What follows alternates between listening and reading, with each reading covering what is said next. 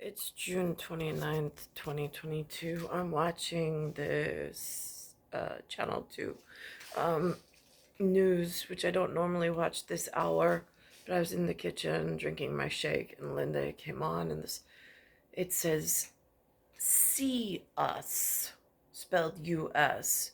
Then it says, "CBS, it honors Pride Month." Then it's doing this LGBTQ thing. And I mentioned earlier today, I'm like, which part of that conversation? Because, like, is that how they hide this, like, I don't know, possibility of some other insidious version? And then it's all about the Guanas. And I'm like, Guanas? As in Spanish goosebumps. At least that's what the translate machine said after I played around with a Ruzel version of this puzzle. Um, and then I'm thinking, because I don't know, La Guardia, Guardeme, Regardeme, Regardez-moi. Just sounded like it went with whatever. In like pairing a wine and a food item, I've heard the chefs say. Not that I live at that level, but whatever. The humans on the television, that's things that they put together. They articulate for them in some whatever they do. So I'm watching it, and it's like New York's version of Crystal Rivers, except the river's no longer crystal. I mean, the guy even says, he's like, you'll find rats and all sorts of, and I'm in there canoeing around in it, keeping a guard, I suppose. And then I'm thinking, LaGuardia, their airport code is LGA. And then there's the LGB, and then they added a TQ. And things that just don't sit right with me at the moment. I mean, like, it doesn't bother me, like, what they've made it into. What bothers me is the monumental possibility and prospect of incorrect messaging and breaking of the entire New York region for something as simple as it's explainable and it could have been cleaned up rather quickly. I don't understand why it's festering like an open wound and nobody's addressing the obvious that this field is no longer sterile. Um, so that happened.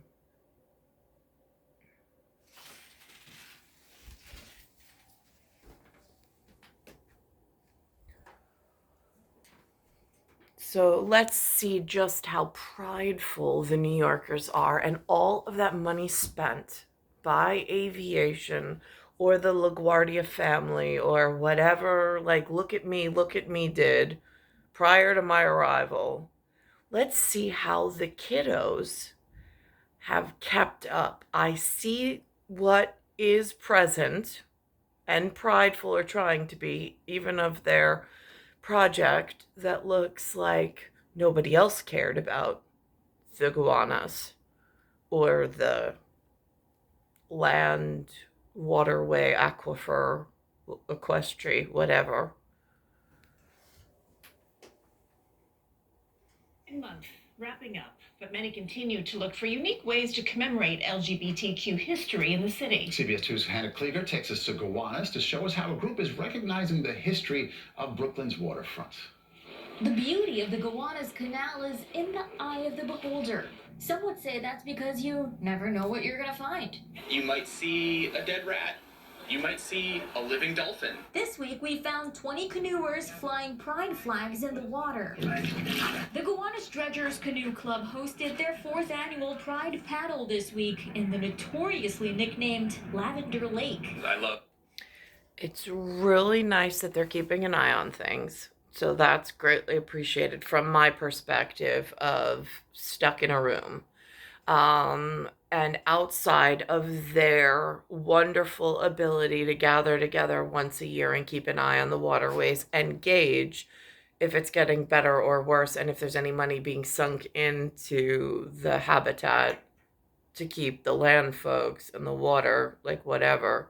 Because I don't know where the funding comes from, but the LGA and the LGB seem air and water. I mean, like it's like a lock and key is what it feels like in trying to decipher the crypt of New York at the moment. And where have I been stuck while the circus is performing? And all I wanted was someone handsome to call my own, that whatever, that fit in the earlier part of my life as I was turning beautiful before I was kept in this disgusting area for far too long.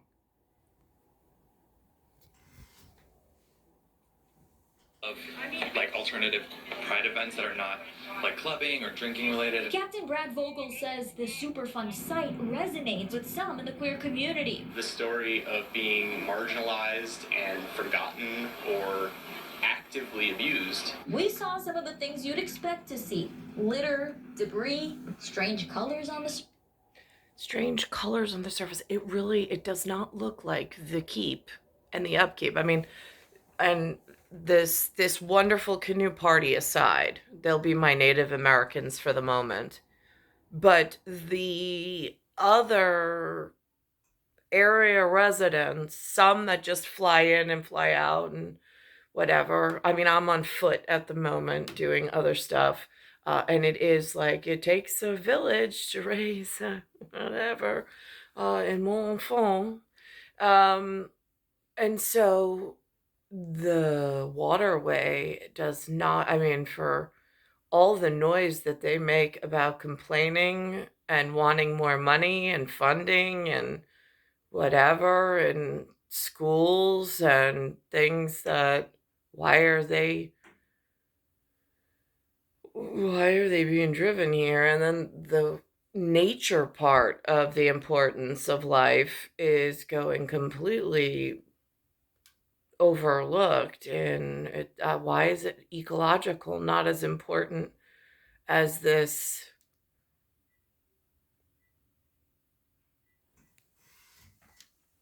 surface. The sediment is gross and disgusting and is really bad, but if you don't poke it, it'll leave you alone. But for many here, You're going into the dredger's nibble. the Gowanus also provides a sense of peace. It's really valuable to me to find ways to kind of ground and actually feel connected to our planet. Because of all the dredging and cleanup that's happening in the most polluted part of the canal, right now we're staying more towards the mouth of the canal that opens into Gowanus Bay. And as this bay opens and the sun sets, the water is starting to get a lot clearer. It's incredibly vibrant.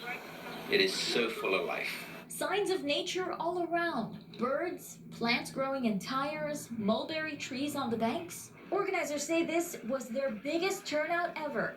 According to them, the Gowanus was always kind of queer. You've long had this history in New York City, especially, of people who didn't quite fit in finding a place to fit in at the waterfront. The city seems quieter on the water, but you'll never really forget you're in New York.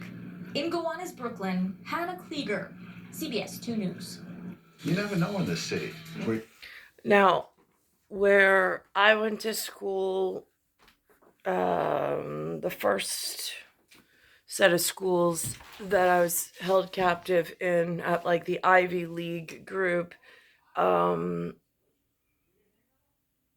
they didn't have a dress code or a uniform. I really wish that they had, just because this conversation would be so much easier. But I guess the facility being some kind of whatever, I don't even know, for the most part, it was, I mean, we had in Huntington Village this place called the Gap, GAP.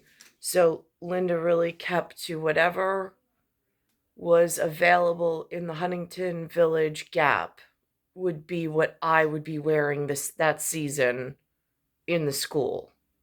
So this way it took out a lot of the variants and a lot of branding and labeling problems and what are we supporting, what are we not supporting, where we have one store, it's like that's where we go, and I don't know who's in charge of the retail and making sure of what wardrobe was available for the other children and the nearby whatever, but that's where we shopped. But that was more elementary school and middle school. And then I don't know when wardrobe fell apart, when Linda stopped caring and stopped supplying me with clothing. Um, but it did. At some point, it just upended. And then I was left with, well, now what do I do? What do you mean? Pick a style? What are the choices? So that's when we moved to uniforms, because I'm like, I don't want to pick wardrobes. I mean, it's bad enough I got to sit in a room all day. Last thing I want is to have to go pick out what I want to wear each day. Give me a skirt, give me a button-down shirt and a blazer. Great. I mean, it's just like things just keep getting worse and worse. And I know that there's people up there that's like their worst fear. But it was my worst fear to have the alternative of nothing to wear, and it all looked like rags. I mean, baggy t-shirts, the early 1990s and late 80s, early 90s. I mean, where I was, there was no big hair. There was no hairspray. There was no colored hair.